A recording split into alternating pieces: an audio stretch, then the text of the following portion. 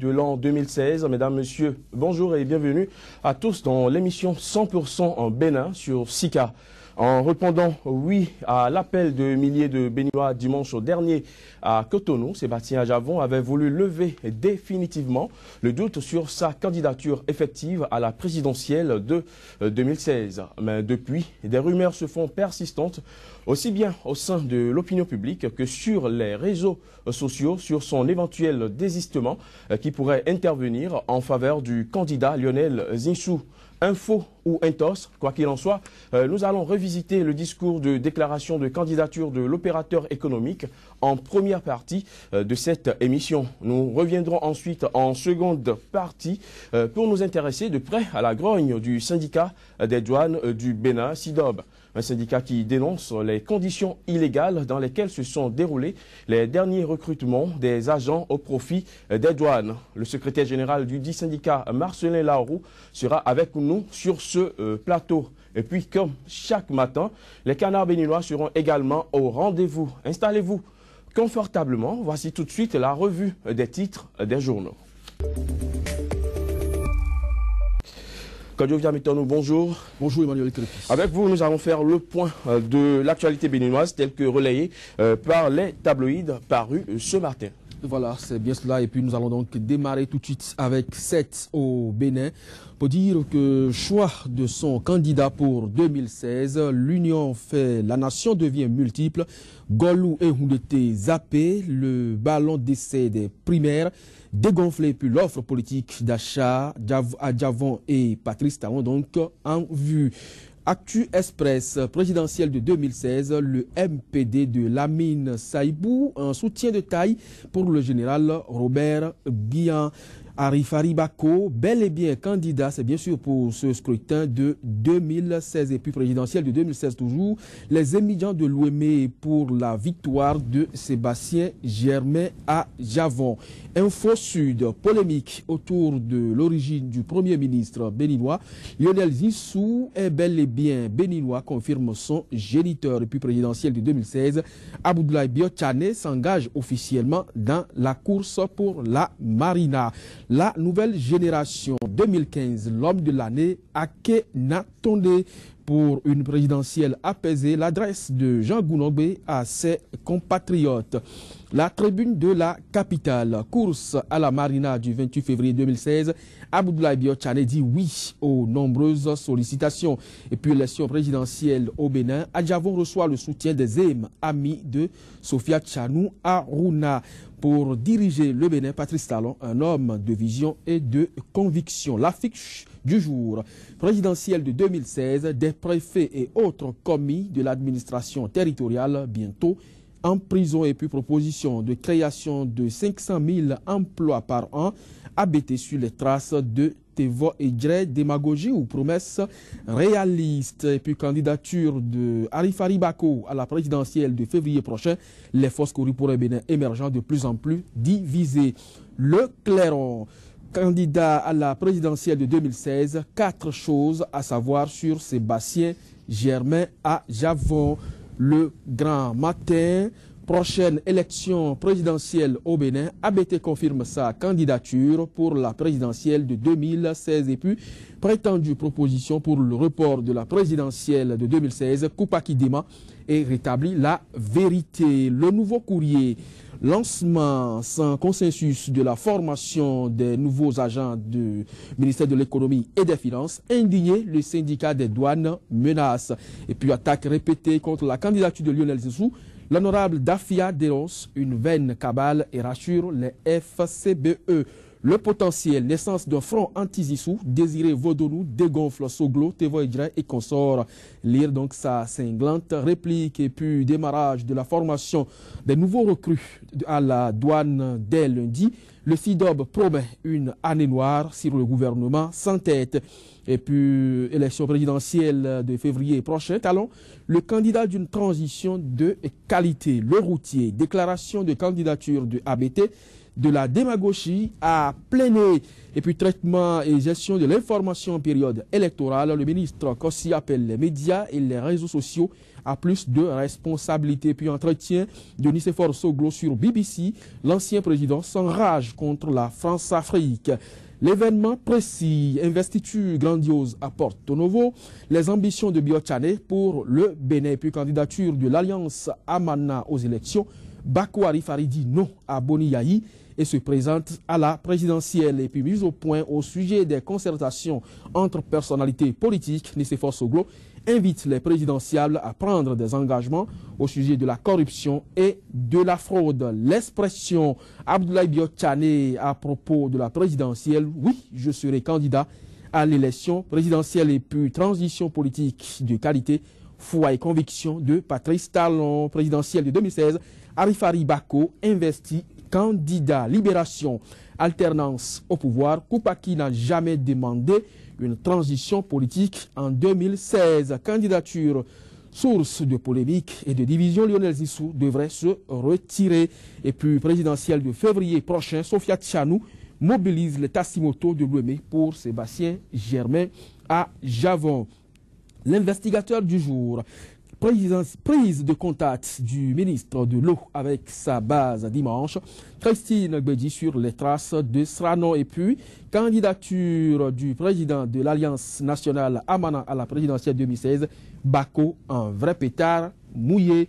Soleil levant, tractation politique pour la présidentielle de 2016, Sophia Tchanou mobilise mot derrière Sébastien Germain à Javon et puis le Soleil Bénin Info pour terminer. Déclaration de candidature à la présidentielle de février 2016, Biotchane dit oui à l'appel du peuple.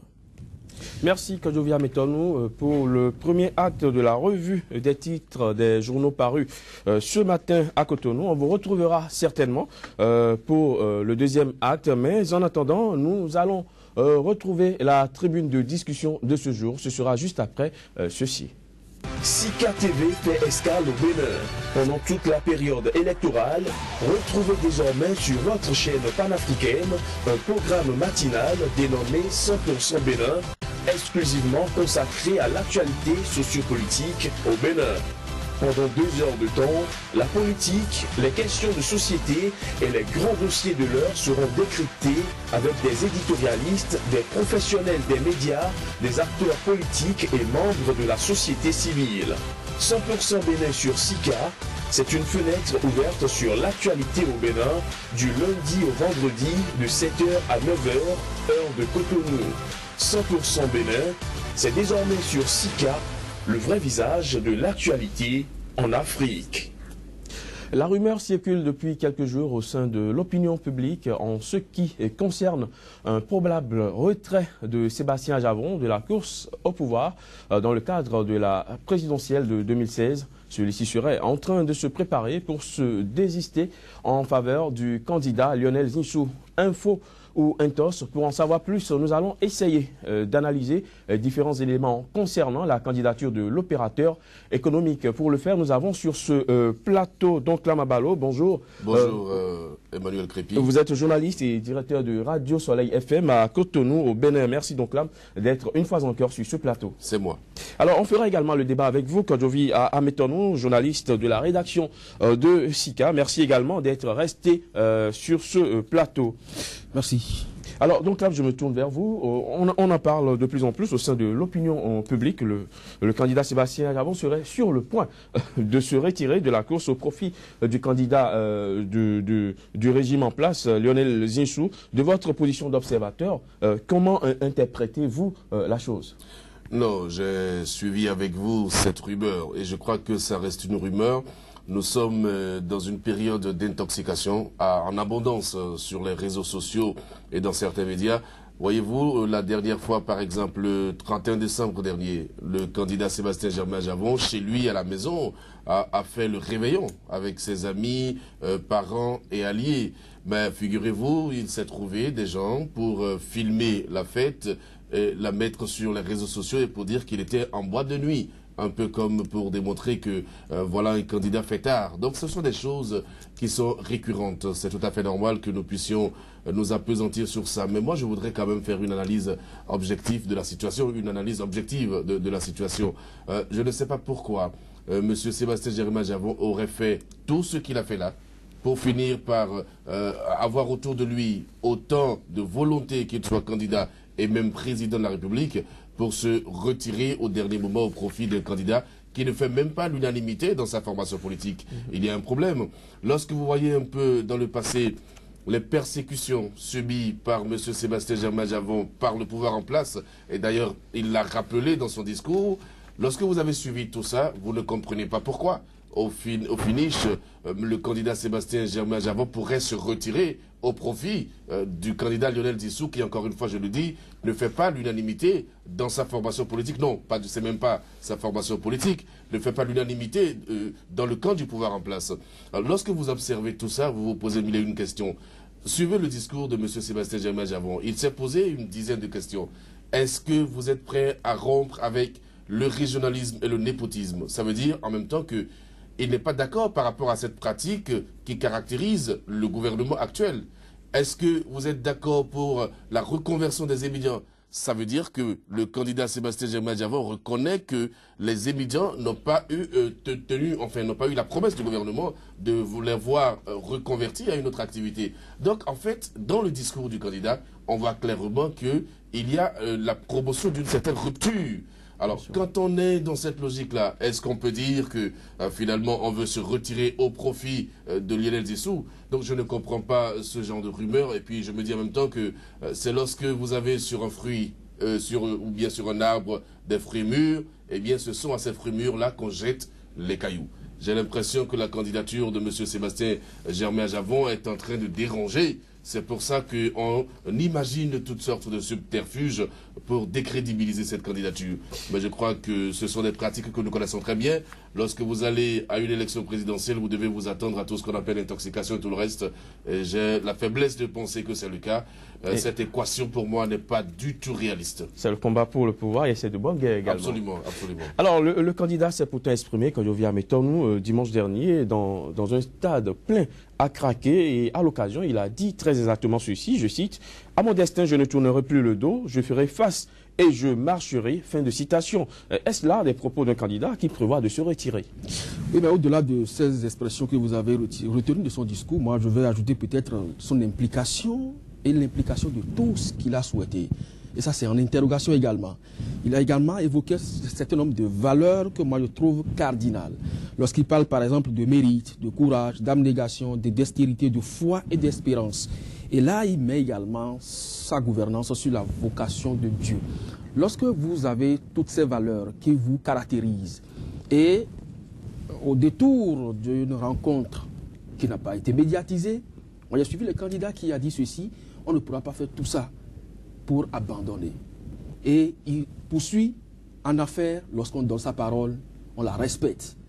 À partir de cet instant, je ne vais pas citer donc Lamabalo dans ses propos tout à l'heure, lorsque le candidat va faire des propositions au peuple béninois, il dit on ne fait pas des engagements qu'on ne respecte pas, et il dit qu'il faut rompre lorsqu'il demain, même s'il était question de s'aligner derrière quelqu'un, il fait le choix du candidat de la mouvance ou du candidat du pouvoir en place, c'est qu'il a trahi son peuple.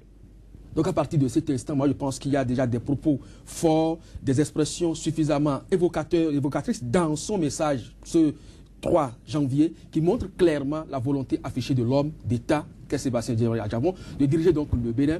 Et donc lorsque vous parlez d'intox ou en tout cas d'autres manœuvres de déstabilisation, je crois que les gens s'inscrivent beaucoup plus dans cette réalité-là que de suivre l'homme dans sa vision pour le Bénin de demain. Et à partir de cet instant, dire que aujourd'hui, il est dans une logique de suivisme ou d'accompagnement, surtout du pouvoir en place. Je crois que les gens se trompent vraiment de combat. Ils n'ont qu'à aller revisiter les mots du discours du 3 janvier 2016 du candidat Sébastien Germain-Javon lorsqu'il s'adressait donc à son peuple pour savoir véritablement ce qu'il entend faire. Mais je veux dire une chose qui, pour moi, est fondamentale. Voyez-vous, il faut observer le landerneau politique béninois. Si M. Sébastien Germain-Javon était le candidat du pouvoir, avait-on besoin de faire tout ce qu'on est en train de faire là? Avait-on besoin d'abord de présenter M. Lionel Zessou comme étant le candidat des Forces Corée pour un Bénin émergent? Et il suffisait simplement d'aller droit au but. On va droit au but, le pouvoir en place décide de désigner le candidat Sébastien Germain-Javon comme son candidat. Et je suis sûr qu'avec la mobilisation politique, parce que ça fait quand même 33 députés, plus de 10 000 conseillers locaux, on aurait fait un chaos directement. Et on n'aurait même pas eu la division qu'on a actuellement au niveau des Forces Corée pour un Bénin émergent. Non, je trouve que les gens ne manquent pas d'imagination. C'est tout à fait normal. On ne peut pas refuser ce genre d'intoxication dans pareille situation. Mais il faut observer tous les éléments politiques qui s'offrent à nous pour tirer la conclusion. Alors, je ne sais même pas pourquoi est-ce que M. Sébastien Germain-Javon aurait eu besoin de jouer à ce jeu. De quoi a-t-il besoin aujourd'hui? Qu'est-ce qu'on va lui proposer? De l'argent pour qu'il puisse jouer à ce jeu-là? Est-ce qu'il en a besoin? Qu'est-ce qu'on va lui proposer aujourd'hui? Il ne peut pas réunir autour de lui tous ces leaders politiques qui ont combattu le régime pour les trahir à la fin. Ce serait lui-même, ce serait sa propre perte. Moi, je pense que ceux qui le disent sont sûrement en manque d'inspiration. Ceux qui le disent croient peut-être nuire au candidat, mais en le faisant comme ça, on attire plutôt les projecteurs sur le candidat. Et je crois que c'est tout à fait normal de le dire ainsi. Alors, l'équation Ajavon égale Zinsou égale Yahi, pour moi, c'est un schéma un peu outré. Et je ne suis pas sûr qu'on puisse vérifier réellement cette équation. Alors, c'est une équation biaisée selon vous, donc à Mabalo. Mais la question que moi, je suis tenté de me poser, c'est qu'est-ce qui peut amener un candidat comme Sébastien Javon à faire marche arrière alors qu'il bénéficie déjà du soutien de grands noms de la politique béninoise tels que Rachidi Gbadamassi, Valentin Aditi Koudé, Sofiat Chanou, Séverin Adjovi et bien d'autres encore que je viens mettre nous. Oui, mais il y a ce grand nom que vous avez aussi oublié, Janvier Yagwedeo. Alors, lorsqu'on connaît bien sûr ce combat social que ce monsieur a mené dans ce pays, je peux parler par exemple des machines agricoles, je peux parler par exemple de l'affaire ICC Services et consorts et beaucoup d'autres affaires. Et lorsque ceux-là prennent le devant pour défendre ce monsieur Sébastien Germain-Javon, Nikez Fayon a-t-il besoin de se rallier à Sébastien Javon pour retourner dans sa marmite? Alors que, parce qu'il était pendant longtemps un acteur de la mouvance présidentielle. Donc si ceux-là aujourd'hui se mettent dans la course, et d'autres noms que vous avez cités, les Patrick Soussou-Guedé, les mêmes Sofiat Chanou qui, malgré le raz-de-marée de PRD, d'enlever partout la seule force Corée pour un Bénin émergent qui a pu tirer son épingle du jeu, qui aujourd'hui se rallie donc à la cause du président Sébastien Germain-Javon. Je ne sais pas trop. De toutes les façons, en politique, on parle de compromis, de compromission. Mais il y en a qui sont parfois embarrassantes. Et en la matière, je ne crois pas que ce soit aujourd'hui cette volonté affichée de compromission du président Sébastien Javon d'aller donc dans le camp de la mouvance présidentielle. Encore que là, s'il fallait y aller, il y avait beaucoup d'autres opportunités. Donc le président, pendant longtemps, il est resté à la touche et il n'a pas manqué d'accompagner.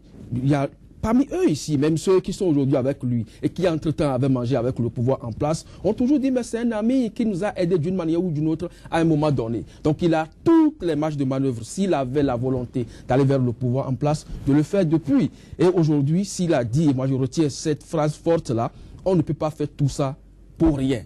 Et en affaires comme opérateur économique, lorsqu'on donne sa parole, on la respecte. Si c'est le cas, moi je le crois fermement et donc je crois que les citoyens qui sont aujourd'hui avec lui et qui se battent chaque jour et qui mouillent les maillots sur toute l'étendue du territoire national, qui ont affiché leur volonté avec les partis politiques également qui se sont ralliés à sa cause, je crois que c'est comme un engagement qui est pris et irréversible, comme lui-même l'a dit. C'est désormais l'aube nouvelle d'un Bénin meilleur que je vois et donc c'est la marche irréversible donc vers le Bénin nouveau et je crois que le candidat Sébastien Javon ira jusqu'à la fin de la cause et même si du jour au lendemain, il faut prendre une décision. Ce ne serait pas ce que les gens sont en train de voir.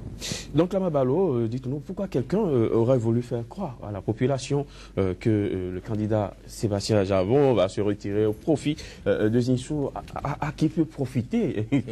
Non, mais ça peut profiter surtout à ceux qui ne s'attendaient pas à voir M. Sébastien Germain-Javon là où il est aujourd'hui.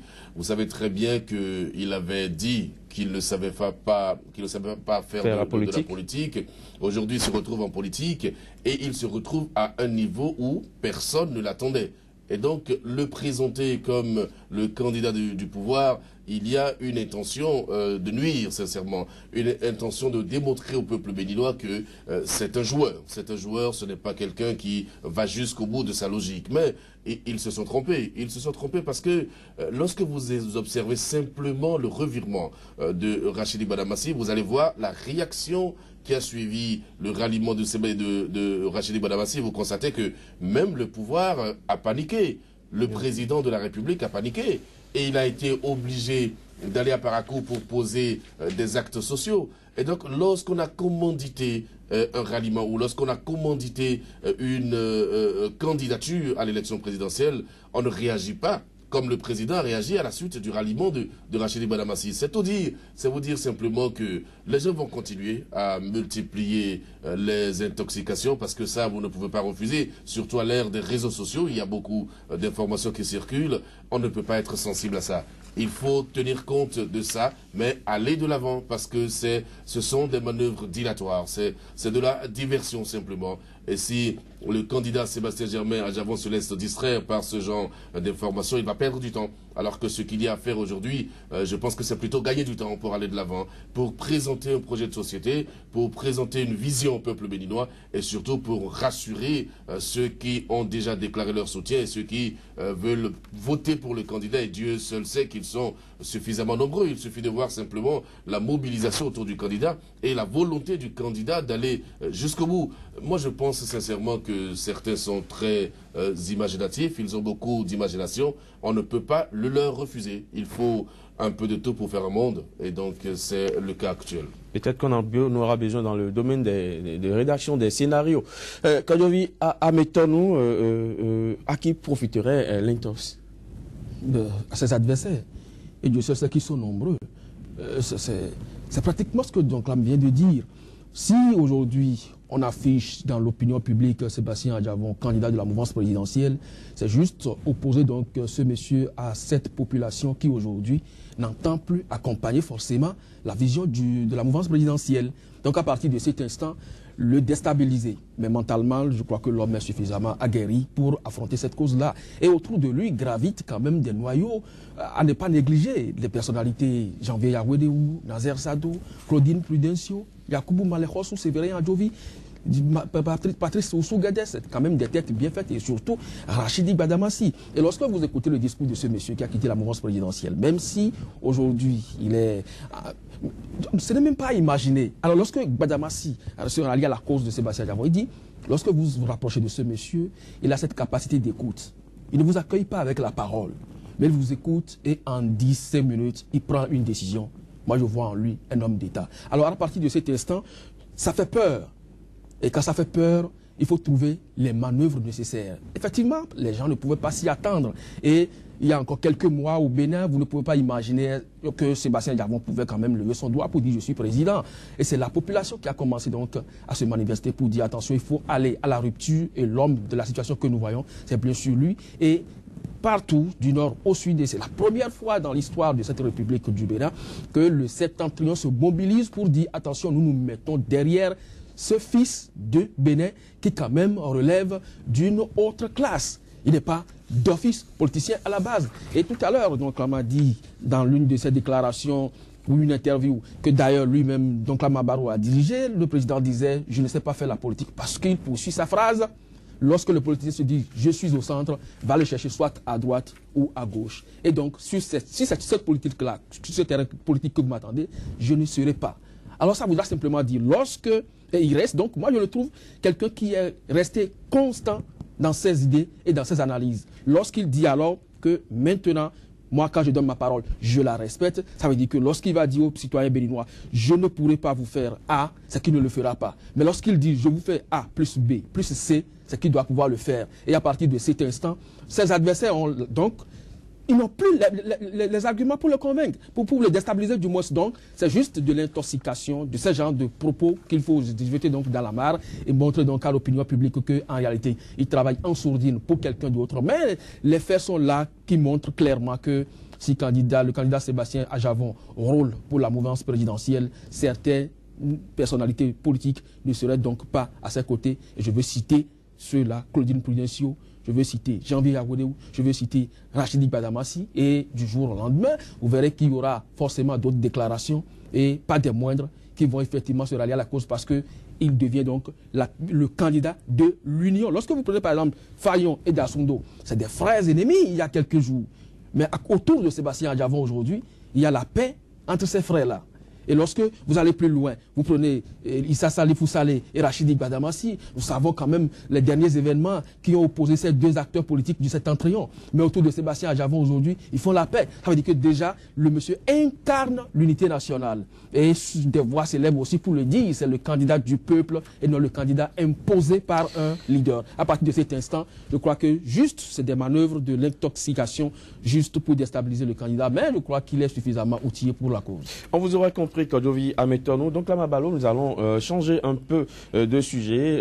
Un gros poisson de la politique béninoise, Abdoulaye Biotane, a fait sa déclaration de candidature officiellement hier. C'était à Porto Novo. Mais aujourd'hui, dans la presse, tout à l'heure, dans la revue des titres de Kodjovi Ametorno, à la une des journaux, on a vu une question qui revient souvent. 500 000 emplois par an. En fait, ça fait partie de l'un des points saillants de son projet de société. Il promet de créer 500 000 emplois par an. Mais les médias se posent la question, est-ce de la démagogie ou une promesse réaliste? C'est une grosse question. D'abord, je voudrais faire remarquer que M. Abdoulaye Biotane va à l'élection présidentielle, ce n'est pas la première fois. Donc, à la précédente élection, il avait été déjà classé 3e avec le score que vous savez, et avec tout ce qu'il y a comme dénonciation et tout le reste. Donc, il prend rendez-vous désormais régulièrement avec le peuple béninois. Et il a décidé cette fois-ci d'aller à Porto Novo, la capitale de notre pays, pour faire sa déclaration. Et il a expliqué pourquoi il l'a fait. D'ailleurs, même dans son discours, il lui arrivait d'utiliser la langue du coin pour montrer qu'il a un attachement à Porto Novo. Alors, revenons sur son projet de société. Je dois dire que tous les candidats à l'élection présidentielle vont sûrement se prononcer sur la question de l'emploi.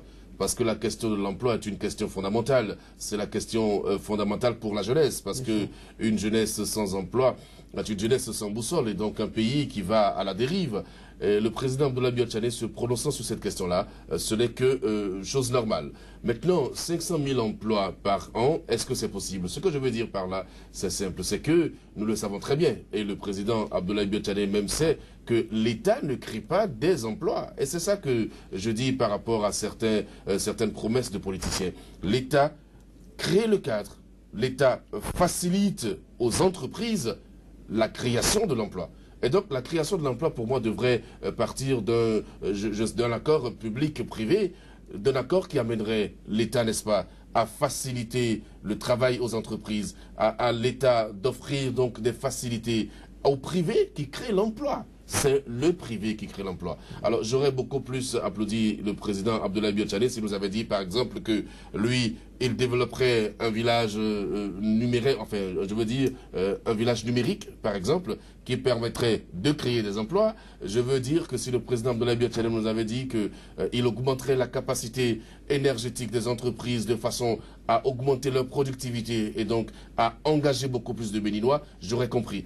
Et donc, ici, c'est la fonction publique qui est l'instrument réel de fonctionnement de l'administration. C'est l'administration qui est l'élément... Laissez-moi aller jusqu'au bout, s'il vous plaît. C'est l'administration qui est l'élément fondamental de fonctionnement d'un État. Et l'État ne crée pas des emplois. Et ça, il faut être suffisamment clair là-dessus pour que les Béninois comprennent que ce sont des promesses, mais il faut que ceux qui font ces promesses-là aille dans les détails pour nous expliquer que ce n'est pas une induction directe de la création d'emplois, mais c'est une facilité, c'est un cadre qu'on offre au privé pour que le privé puisse créer la richesse, créer l'emploi. Ce n'est pas le rôle de l'État de créer des emplois. Alors, Kodjovi Ametorno, 500 000 emplois par an, la chose est-elle réaliste? Ça dépend dans quel secteur et ce qu'on appelle ici emploi. Je crois que largement on vient donc de le décliner ici. Le monsieur est un homme d'État et qu'il estime qu'il veut créer autant d'emplois, c'est qu'en 5 ans, il aurait créé 2 500 000 emplois et en 10 ans, il mettrait la moitié des 10 millions de Béninois au travail. Dans quel secteur? Suivant quelle qualification? Et effectivement, comme Doclam vient de l'expliquer, ce n'est pas l'État de façon directe qui crée l'emploi. Et parce que les recrutements au niveau de la fonction publique, c'est pas ça qu'on appelle emploi, forcément. Alors lorsqu'on sous-entend même cela, est-ce que la moitié des Béninois pourraient être recrutés dans la fonction publique? Donc si le cadre macroéconomique n'est pas assaini pour permettre donc aux opérateurs économiques, aux entreprises privées, aux industriels de pouvoir donc mettre la jeunesse au travail, ce serait vraiment de la démagogie comme la plupart des presses l'ont relayé ce matin. Et ce n'est pas la première fois qu'on entend des choses du genre. Il y a des présidentiables d'ailleurs qui ont aujourd'hui, en tout cas, une certaine pression sous le dos, et qui, parce que par le passé, ils avaient dit 1000 emplois par an. Mais on sait ce que c'est devenu, ce projet-là. On va y revenir certainement, Kodjovia Metonou. Merci, donc Amabalo. Merci, Kodjovia Metonou, pour vos différentes analyses. Mesdames, Messieurs, ce sera tout pour la première partie de cette émission. On fait une pause, le temps du journal, et on revient juste après. Sika TV fait escale au Bénin.